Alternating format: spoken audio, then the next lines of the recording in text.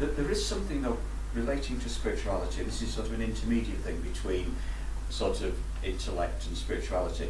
We are going to have to learn how to live in harmony with the planet. We're part of the Earth, and our evolution is tied up with that of the Earth. We're made out of the Earth on the physical level. But actually we are part of the Earth. Right?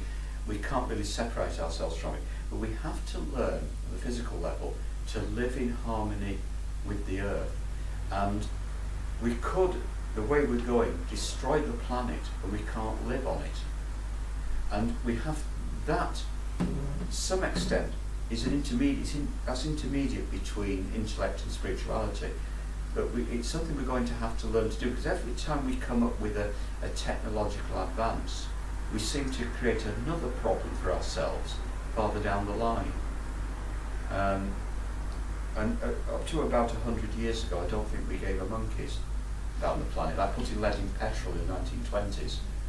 We just didn't consider that was going to be, you know, just poison all the cities. It's like you don't appreciate it till it's gone, isn't it? That's right. We didn't think about it because it wasn't. We didn't admit to ourselves the danger that we were in. No. Because we were more fascinated with all the gadgets that we could get out of it. But there's another thing. If you go back, there's not this thing about the polar ice cap melting.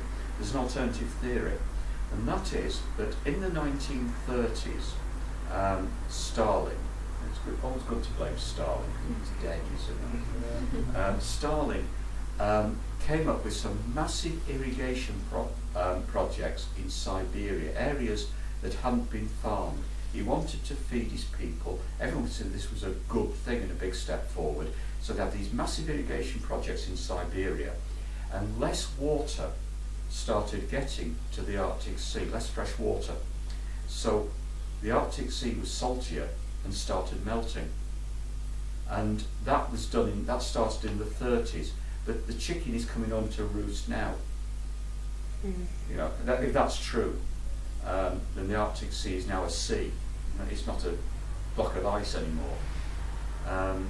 So something that was considered good and a way forward and beneficial is creating a problem now, something like about 70 years later, 80 years later, that wasn't considered.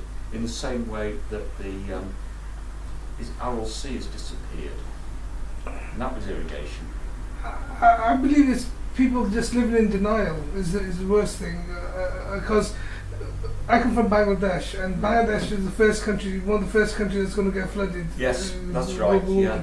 And my wife's going to Bangladesh, and I tell her, you might as well enjoy it now because there isn't going to be a Bangladesh in 30 years. It's going to be underwater. That's right. And she refused to believe that.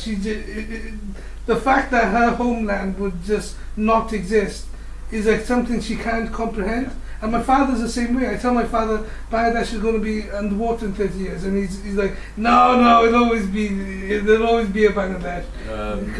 It's that patriotism that creates denial, and yes. I think most of the human race is living in denial about.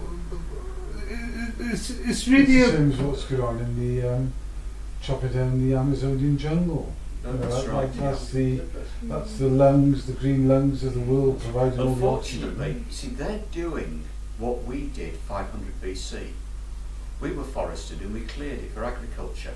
That was another thing that we came up with an idea, and yes, agriculture, your food supply is more stable than hunting, and also it can support more people. But we got to a point where we cleared so much land for agriculture we couldn't hunt anymore, so we couldn't go back to hunting. So we have to carry on, and I think we've been in that situation ever since, that we invent technology, and we certainly have modern medicine, there's more of us about. You don't have 10 kids now, so 2 grow up, but we have to support more people. We can't go back.